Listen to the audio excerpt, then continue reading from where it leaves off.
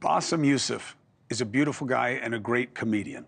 I don't like just describing him as the Egyptian-born Jon Stewart. He's a lot more than that because he has given millions of Americans perspective on the realities of the Middle East they didn't have before. Now, I'm not saying you're going to agree with everything, but that's not the point. The point is it food for thought? And the answer is absolutely yes. It's great to have you back. Thank you so much. You've been touring all over the world. Yes. You just gave me a little tasty bit in the commercial that you are going to tape your own special. Yes. And then we'll see where it lands. Yes, hopefully in October in the Wiltern in Los Angeles, 4th of October. Now, when they were chasing you essentially out of Egypt, did you ever imagine that living your dream of testing power through humor and human dynamics, that you would be not just in America, not just around the world telling jokes, but that you'd be doing a special and maybe, you know, who knows next? No, I never thought about it, but it's funny that you mentioned Egypt because I have to say that watching the news in America in the last few months kind of gave me a sense of nostalgia. I kind of like, it's like, oh my God, I feel like home.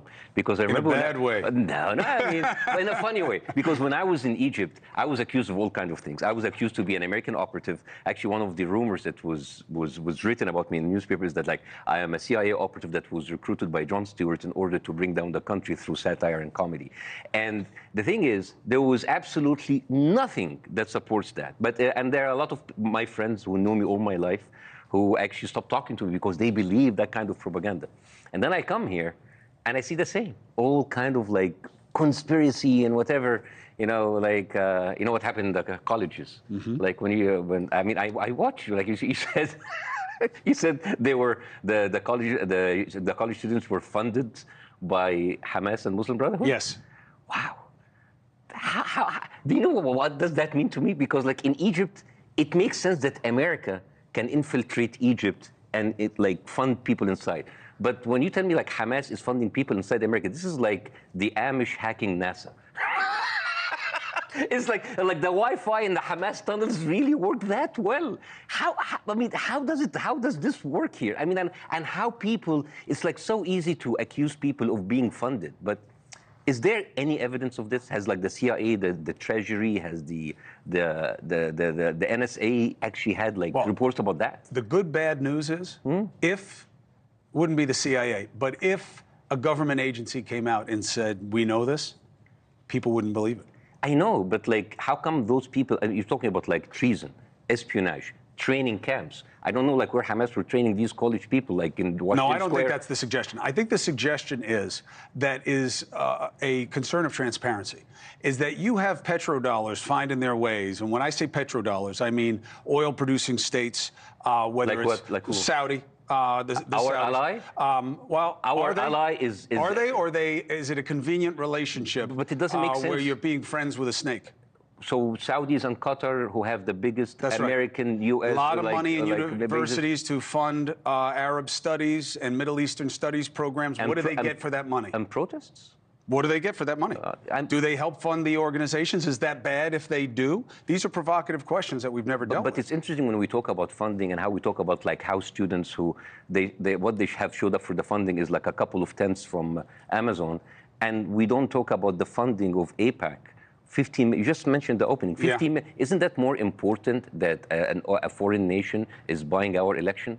Isn't that more important? Isn't that like like how come like not every single I think it's news the same. show? I think it's the same question because I don't think AIPAC is buying your elections any more than any other dark money gets to fund elections and have influence. Money is everything in our politics. How many foreign countries are influencing American election like Israel affecting ours?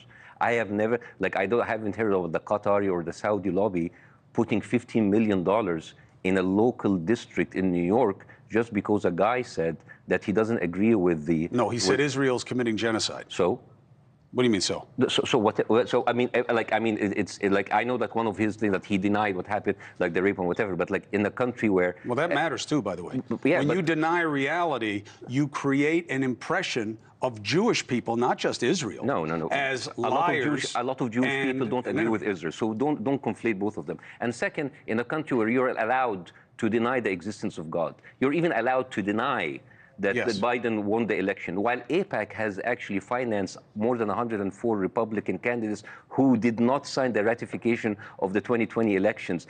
And that is fine. So basically, AIPAC is allowed to allow people who deny that Biden won the elections, but we have a problem. We pay $15 million because someone denied the point of view of Israel. I'm someone who denies a lot of the things, because many of the things that Israel claimed that happened came from organizations like Zaka and Hezbollah United, who also talked about babies in oven, who talked about babies being on laundry. And you know what drives me crazy, Chris? That even the Israeli media, they have refuted these lies many times, and and that's why I believe in you. I believe that you're an independent journalist and you can do something that not a single American news person have done. That just translate what is being said in the Israeli media. The Israeli media said that there was no babies in office. Many of the sexual harassment, sexual violence did not happen. Many of the women that was mentioned in the Sheryl Sandberg movie and the New York Times article were actually found to be true. Even there was like families of women that said they were being raped and burned, said like that didn't happen. So you have Israelis saying, this is the biggest bro code I've ever seen in my life. You know bro code, when you lie for your bro? You're lying for your bro, and your bro doesn't want you to lie because he said like that didn't happen. So I don't know, why is the American media being more royal than the king? Why they are not actually telling you what the Israeli media is telling about October 7th? I think it gets complicated in this way. Were people sexually abused, killed, and a whole host of other things on October 7th? Yes, full stop. Sure, yeah. So when you start slicing into, yeah, but this one didn't happen, even if this doesn't did, even if they did this, this, and this, they didn't do that, it starts to get into comparing the horrible in a way that distorts the reality. The reality is October 7th happened and it was terrible. That should be enough. To do an accounting of it, I think, is counterproductive. Does it matter that there weren't the dead babies and the headless babies? Yes, which is why I brought it up so much with the IDF. Because the decapitated babies in that oven, was a very the powerful image. All of that was actually made in order to have people turning a blind eye for the genocide. And I believe what's happening is genocide. And if you don't like the word genocide, how about too much killing? We can say the extreme. Well, they're very different things. And here's why I don't like genocide. We both know, if the Israeli army wanted to kill as many people as they can, there'd be no people left there. Let's do. Here's the thing. Listen. I actually, one of the things that the exercise that I try to do is I try to see things from Israeli point of view. I understand that there's like a lot of anti-Semitism. Like there's a lot of anti-Semitism. There's a lot of people hate us, and that's why we need to kill as many Hamas people, and we need to eradicate Hamas. There's a collateral damage. We can't do anything about it. But I don't think that's enough. Because when all of this, like so far, 40,000 people killed. Those people have families, who have children that will be alive, right? Those people, do you think they will love Israel anymore? No. So they will be hating Israel. New generation of enemies. So what should we do? Israel should kill those people too. And when Israel is comfortable enough with killing as many people and taking as much land, and it's safe, you will have another problem. You will have all of the Arab countries and the Muslim countries around. Do you think they will love Israel? No. So you eliminate and kill those countries too. And then by the time that Israel is comfortable enough with as much land and as much people that they kill, you will have a bigger problem. You have all of these white people in colleges that are against Israel. That's a lot of anti-Semitism. So they go and they're killed. And the thing is, we will only be safe. But they've never acted on that instinct anywhere. We will only be safe if Israel is safe, and Israel will be safe if all of us are dead. But that's never happened. If anything, a history that Israel is struggling with right now in its relationship with the United States is that the United States has consistently stopped them from fighting back against their enemies. How can you say that they stopped them? They stopped them by sending them $26 billion and right now they're our ammunition. They're slowing That's a down. Great way. They're slowing down weapons. Bassem, let's talk about the United States for a second. Yes, please. If you had American hostages, the way Hamas has the hostages, that they won't give back, even though that would be their best leverage move. Give the hostages back. Any killing that happens after that, you obviously have high ground. And say, why are you doing this? We gave you the people back. Now it must just be malice. But they're not giving them back. So basically, if they were all Americans, that place would be razed. I like this discussion. It would be razed. What would America do? I love that discussion. Yes. And I want to much more than Israel has. And I tell of all of the kids watching us. Much more than Israel has. Whenever you are faced with this dilemma, yes. If you have a moral dilemma, always ask yourself, what would America do? Because that is a very impeccable track of foreign wars. WWAD. So what should we do next? I mean, if America, what's next? Sending them like chicken pox blankets? I mean, this is what America would do with all of that history, is like taking marriage advice from Henry VIII. Like till death was part, But it is literally. relative. It's like taking inclusion tips from the Inquisition. Yes, but that is the state of play. And look, it's not like we're dealing with the Middle East with the most genteel people. I could make a very easy argument that I'm sure you would accept that your home country, Egypt, their border wall with Rafah and Palestine does not speak to brotherhood. You want them out. You don't want more to get in. You don't want more in Egypt. You have not treated the ones that are there as well. Let's talk about like something that. So I don't know about the Arab Brotherhood. Let's talk about the secondary effect of the killing. I told you this example before. This is like you going in, killing someone in Fifth Avenue, and you're angry at the neighbors for not burying the corpse.